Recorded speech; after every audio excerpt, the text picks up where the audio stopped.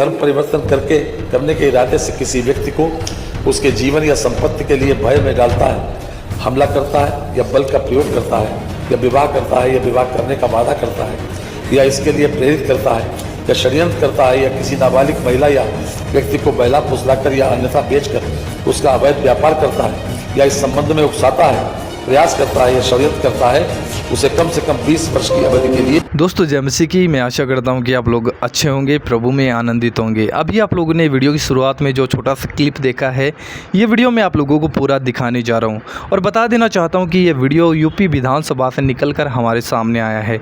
आप लोग जानते हैं कि हमारे देश में धर्मांतरण को लेकर कुछ कानून हैं, कुछ कायदे हैं, जिन बातों को यूपी के अंदर इन्होंने और भी कुछ उनके अंदर फेरबदल किया है, कुछ बढ़ाया है उन बातों को। धर्मांतरण के जो नियम है वो बहुत सख्त इन लोगों ने कर दिए और ऐसा होना भी चाहिए, क्योंकि कहीं ना कहीं झूठे धर्मांतरण के आरोप लगाकर बहुत से पास्टर लोगों को भी आज फंसाया जाता है।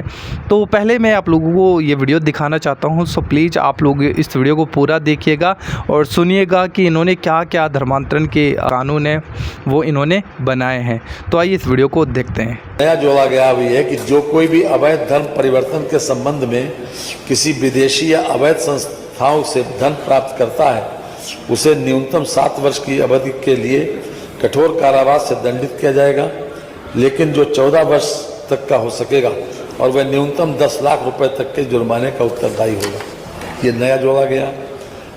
3, जो कोई भी धर्म परिवर्तन करने के इरादे से किसी व्यक्ति को उसके जीवन या संपत्ति के लिए भय में डालता है, हमला करता है या बल का प्रयोग करता है या विवाह करता है या विवाह करने का वादा करता है या इसके लिए प्रेरित करता है या षड्यंत्र करता है या किसी नाबालिग महिला या व्यक्ति को बहला फुसलाकर या अन्यथा बेचकर उसका अवैध व्यापार करता है या इस संबंध में उकसाता है, प्रयास करता है या षड्यंत्र करता है, उसे कम से कम 20 वर्ष की अवधि के लिए कठोर कारावास से दंडित किया जाएगा, लेकिन जो आजीवन कारावास तक का हो सकेगा, जिसका अर्थ उस व्यक्ति के शेष प्राकृतिक जीवन के लिए कारावास होगा और वह जुर्माने के लिए भी उत्तरदायी होगा।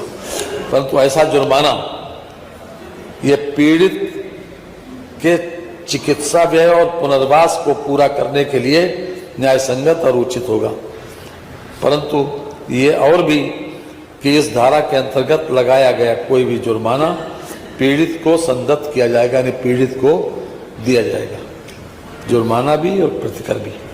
न्यायालय उक्त धर्म परिवर्तन के पीड़ित को अभियुक्त द्वारा दे समुचित प्रतिकर भी स्वीकृत करेगा। एक तरफ जो जुर्माना करेगा वो भी पीड़ित को जाएगा और जो न्यायालय इस धर्म परिवर्तन के पीड़ित को जो अभियुक्त द्वारा दे समुचित प्रतिकर भी स्वीकृत कर सके, जो 5 लाख रुपए तक का हो सकेगा, ये जुर्माने के अतिरिक्त होगी। अगर कोई ऑफेंस को रिपीट करता है, जो कोई इस अधिनियम के अधीन किसी अपराध के लिए पहले दोष सिद्ध हो चुका है तथा इस अधिनियम के अधीन दंडनीय किसी अपराध के लिए पुनः दोष सिद्ध होता है, तो वह ऐसे प्रत्येक पश्चातवर्ती अपराध के लिए इस अधिनियम के अधीन उस निमित्त उपबंधित दंड से दुगने तक के दंड से दंडित किया जाएगा। दोस्तों अभी आप लोगों ने ये वीडियो देख लिया और मैं आप लोगों को बता देना चाहता हूँ कि अगर किसी के साथ जोर ज़बरदस्ती की जा रही है, किसी को मारा पीटा जा रहा है सिर्फ धर्मांतरण करने के लिए, या फिर उसको लालच दिया जा रहा है, उसको उकसाया जा रहा है, उसका ब्रेन वॉश किया जा रहा है, तो ये बिल्कुल गलत है। क्योंकि आप किसी का धर्मांतरण करने के लिए अगर किसी के ऊपर जोर बना रहे हो, दबाव बना रहे हो, तो ये बिल्कुल गलत है और ऐसे लोगों को सज़ा मिलनी ही चाहिए हमारे देश के कानून के अनुसार, और जो कानून इन्होंने पास किया उसके अनुसार भी ऐसा होना चाहिए, क्योंकि ये बिल्कुल गलत बात है। किसी के ऊपर आप जोर ज़बरदस्ती नहीं कर सकते। और अगर हम देखें तो हमारा जो देश का संविधान है वो भी हमें इस बात को कहता है कि हम अपनी इच्छा से अपने धर्म को परिवर्तन कर सकते हैं और किसी भी धर्म में हम जा सकते हैं। वो मनुष्य की स्वेच्छा है, वो अपनी इच्छा से, उसके ऊपर जोर ज़बरदस्ती बनाना ये गलत बात है। ये हर एक धर्म में अप्लाई होना चाहिए और ये सही है, क्योंकि अगर किसी के ऊपर आप ज़बरदस्ती कर रहे हो, किसी का धर्मांतरण कर रहे हो, तो ये बिल्कुल गलत है। तो ऐसों को तो सज़ा मिलनी ही चाहिए। लेकिन दोस्तों आप लोग जानते हैं कि बहुत बार प्रभु यीशु मसीह पर विश्वास करने वाले लोगों के ऊपर भी झूठे धर्मांतरण के आरोप लगाए जाते हैं। बहुत से पास्टरों को पकड़कर धर्मांतरण के मामले में उन्हें जेलों में डाल दिया जाता है, जबकि उनकी कोई तहकीकात नहीं होती, जांच पड़ताल भी इतनी तरीके से नहीं की जाती और उनके ऊपर सिर्फ बातों के द्वारा ही उन पे दोष लगा दिया जाता है और उन्हें जेल में डाल दिया जाता है। तो ये मतलब बहुत एक तरीके से अगर इस कानून को सही तरीके से मतलब इस्तेमाल किया जाए तो ये एक बहुत अच्छी चीज़ है जो बनाया गया है। लेकिन अगर किसी को मतलब आप शक के दायरे में अगर पकड़ कर डाल रहे हो तो मुझे लगता है उसके ऊपर और भी गहरी जांच होनी चाहिए, जो कि हाँ ये ज़रूरी है। बाकी दोस्तों आपका इस वीडियो पर क्या कहना है हमें ज़रूर कमेंट बॉक्स में बताइएगा। और बता देना चाहता हूँ कि प्रभु यीशु मसीह किसी का भी धर्म परिवर्तन करने के लिए संसार में नहीं आया। ना तो उसने कोई धर्म बनाया, ना उसने कोई जात बनाई, ना कोई उसने मतलब लोभ लालच प्रलोभन देकर कोई ऐसा कानून उसने रखा है कि लोगों का इस तरीके से ब्रेन वॉश करो, ऐसा कुछ भी नहीं है। बस प्रभु के जो लोग हैं, पादरी हैं, वो प्रभु यीशु मसीह का सुसमाचार प्रचार करते हैं। लोग अपने मन को फिराकर अपनी आस्था को लेकर प्रभु यीशु मसीह के पास आते हैं, क्योंकि हम किसी की आस्था को नहीं बदल सकते।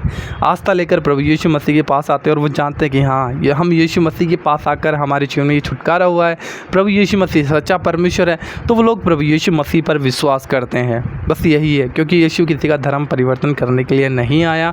एंड ये कानून इन्होंने बना के अच्छा भी किया है कि हमारे देश के अंदर बहुत सी गलत चीज़ें भी धर्मांतरण के मतलब जोर ज़बरदस्ती करके लोगों के साथ की जाती हैं, जो कि आप लोग जानते हो ये गलत है, ये टोटली गलत है। और बता देना चाहता हूँ कि अगर कोई पादरी या फिर कोई पास्टर या फिर कोई विश्वासी किसी के ऊपर दबाव बना रहा है धर्मांतरण के लिए, जबरन उसके ऊपर मतलब उसको लोभ लालच प्रलोभन दे रहा है, कुछ भी दे रहा है, उनका ब्रेन वॉश कर रहा है, तो वो कभी भी विश्वासी नहीं हो सकता, वो कभी भी परमेश्वर का सेवक नहीं हो सकता। क्योंकि सच्चा जो विश्वासी है, जो मसीह है, वो कभी भी ऐसी हरकत नहीं करेगा। वो हमेशा प्रभु के सुसमाचार को लोगों को देगा। कोई मन फिराए तो अच्छा है, नहीं मन फिराए तो भी अच्छा है। बाकी दोस्तों आपका इस वीडियो के ऊपर क्या कहना है हमें ज़रूर कमेंट बॉक्स बताइएगा। प्रभु आप सभी को बहुत आशीष दे। जय मसीह की।